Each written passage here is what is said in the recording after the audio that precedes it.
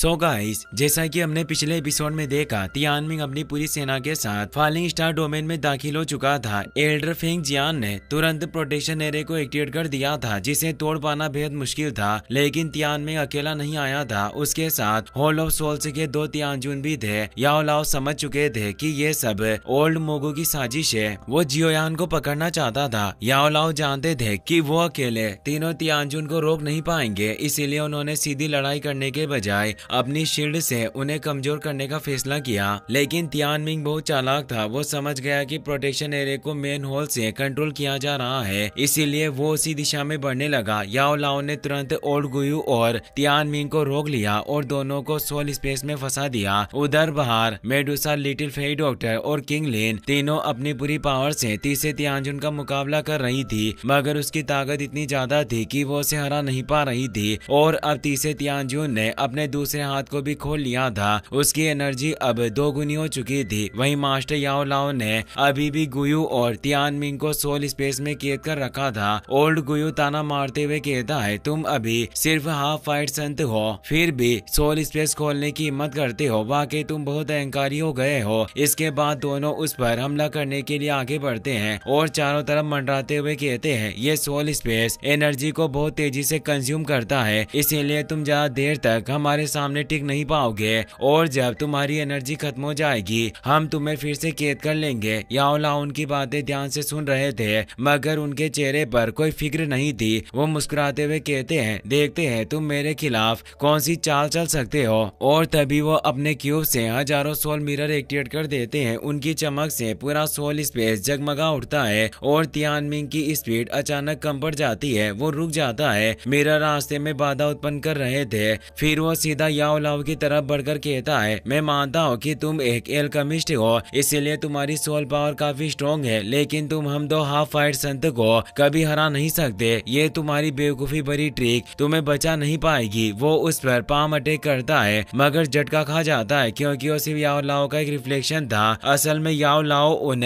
Soul mirrors में कहीं भी छिप सकते थे और किसी भी दिशा से बाहर आ सकते थे। वो कहते हैं, वक्त ही बताएगा कौन जीतेगा और कौन मरेगा। और वो सामने आकर अटैक करने लगते हैं, लेकिन तभी ओल्ड गुयू आगे बढ़कर अपने बोन वेपन से 1000 सोल हेवन लॉक का प्रयोग करता है। कई सारी जंजीरें उन सोल मिरर्स को तोड़ते हुए हर तरफ फैल जाती है, मगर याओ लाओ ने तुरंत अपने कई सारे क्लोन बनाकर उन सारी चेन्स को पकड़ लिया। ओल्ड गुयू हैरान रह जाता है। उसे समझ नहीं आता कि इनमें से असली याओ लाओ कौन है। तभी याओ लाओ अपने मंत्रों से अपनी सभी बॉडीज को जोड़ लेते हैं और एक झटके में ओल्ड गुयू को अपनी तरफ खींचते हैं। वो उस पर एक जबरदस्त पाम अटैक करते हैं, जिससे ओल्ड गुयू बच नहीं पाता और कई मिरर्स से टकराकर दूर जा गिरता है। अब ओल्ड गुयू और तियानमिंग दोनों ही कमजोर हो चुके थे। दोनों को समझ नहीं आ रहा था कि याओ लाओ अगला वार किस दिशा में करेगा, इसीलिए वो दोनों मिलकर बचने की कोशिश करने लगे।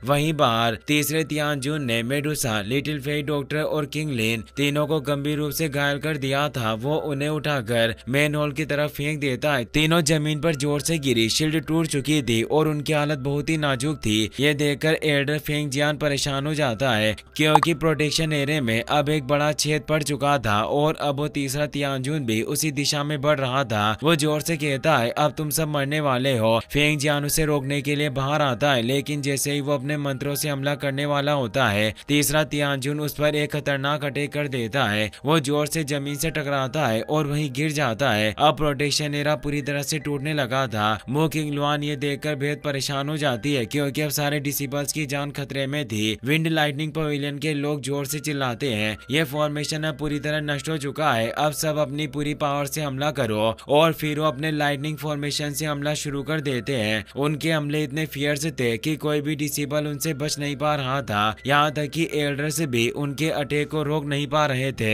हर तरफ तबाही मच गई थी। पूरा फॉलिंग स्टार पवेलियन अब धमाकों और आग में जलने लगा था। जो डिसिबल्स अब तक बचे हुए थे वो ये सब देखकर डर गए, लेकिन उनमें से एक साथी जोर से चिल्लाता है, हम हार नहीं मानेंगे, हम अपनी आखिरी सांस तक लड़ेंगे। और वो सब पूरी स्पीड से आगे बढ़ते हैं। वो फॉर्मेशन के पास पहुंच जाते हैं, लेकिन मो किंगलुआन जानती थी कि वो उस तेज लाइटनिंग अटैक से बच नहीं पाएंगे, इसीलिए वो उन्हें रोकने की कोशिश करती है, मत जाओ, वो तुम्हें जला देंगे। मगर उन डिसिपल्स ने उसकी बात नहीं मानी, वो आगे बढ़ गए। उधर विंड लाइटनिंग पवेलियन का एक एल्डर हंसते हुए कहता है, ये खेल बिल्कुल वैसा है जैसे कई चींटियां हाथी को गिराने की कोशिश कर रही हो। अब हम इन्हें दिखाएंगे कि असली लाइटनिंग फॉर्मेशन क्या होता है। जल्दी से एरे तैयार करो और इन्हें हमेशा के लिए मिटा दो। अब पूरे फॉलिंग स्टार पवेलियन के ऊपर लाइटनिंग फॉर्मेशन एक्टिवेट हो चुका था। आसमान में गिरती बिजली इतनी भयंकर थी कि उसने सेकंडों में सैकड़ों डिसिबल्स को राख में बदल दिया। हर तरफ मौत का मंजर था। फॉलिंग स्टार पवेलियन अब ठहरने के कगार पर था। मो किंग लुआन कुछ नहीं कर पा रही थी, वो सिर्फ अपनी आंखों के सामने सब कुछ जला हुआ देख रही थी। उसके हर एक साथी, हर एक डिसिबल जिसे उसने खुद ट्रेन किया था,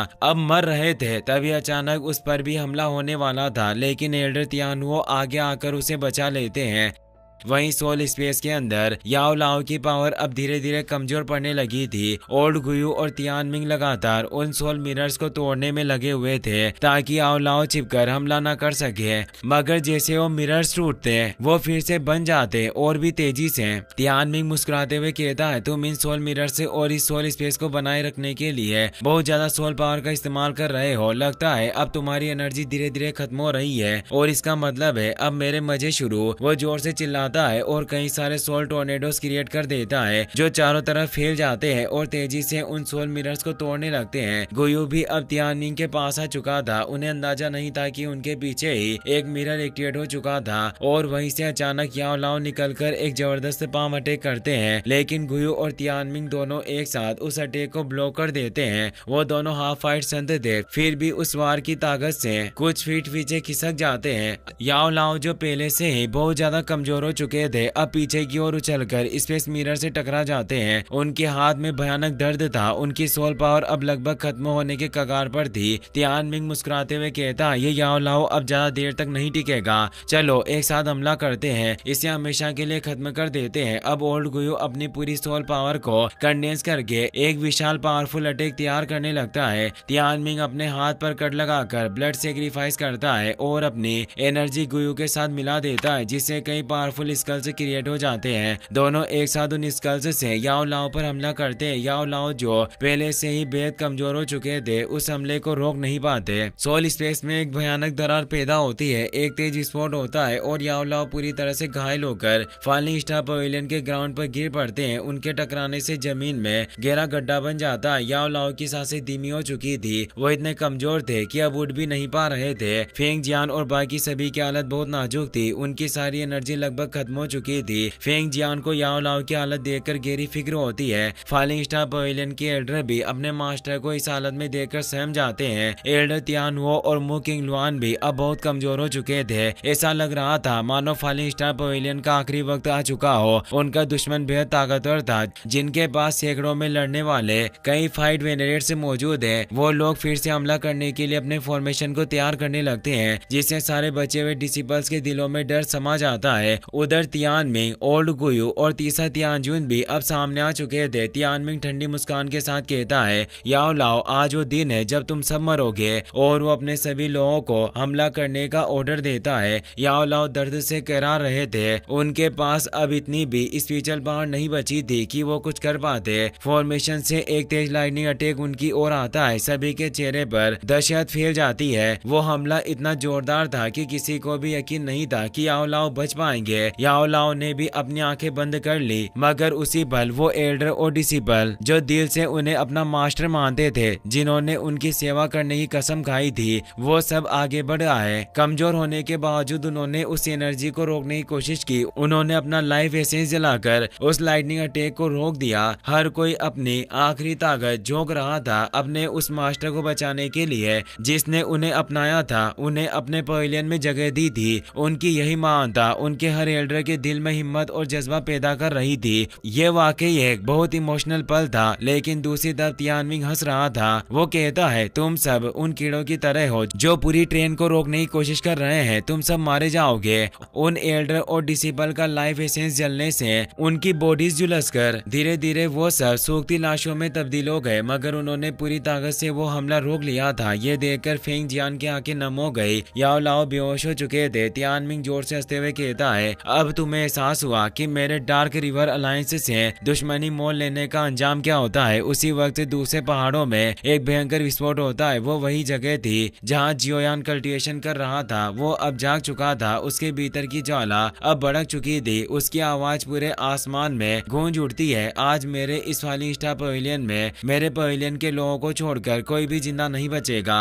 ये आवाज इतनी भयानक थी कि तियानमिंग, ओल्ड गुयू और तीसरा तियानजुन तीनों के चेहरे का रंग उड़ गया। तीसरा तियानजुन गुयू से घबराकर पूछता, ये कौन है? इस जगह पर अचानक इतना टेरिफाइंग हो रहा क्यों महसूस हो रहा है? गुयू तुरंत समझ गया, ये जियोयान है। हॉल ऑफ सोल्स के सारे वॉइड क्रैक से जियोयान की एनर्जी से अपने आप बंद हो गए। उसकी पावर इतनी ज्यादा बढ़ चुकी थी कि पूरा पहाड़ उसकी हीट से जलकर राख हो गया। फिर वहां से एक तेज टोर्नेडो निकलता है जो पल भर में कई पहाड़ों को और तियानमिंग के डिसेबल समेत उनके पूरे अलायंस मेंबर्स को राख में बदल देता है। तियानमिंग, गुयू और तीसरा तियानजुन किसी तरह अपनी जान बचाते हैं। अब उस पूरी जगह पर सोल स्पेस क्रिएट हो चुका था, यानी जियोयान ने उस क्षेत्र को पूरी तरह सील कर दिया था। गुयू की आंखों में डर था। वो कहता, ये तो असली फाइट सेंट का हो रहा है। जियोयान अब फाइट सेंट रियल्म में प्रमोट हो चुका था। फॉलिंग स्टार पवेलियन के डिसेबल्स समझ गए, ये हमारे यंग पवेलियन मास्टर है। मेडुसा, लिटिल फेई, डॉक्टर और किंग लिन तीनों की आंखों में उम्मीद की चमक लौट आई, क्योंकि अब उनका बदला लेने वाला आ चुका था। जियोयान के पीछे विशाल फ्लेम सर्कल बनता है। उसका पूरा रूप अब फ्लेम एम्परर का हो चुका था।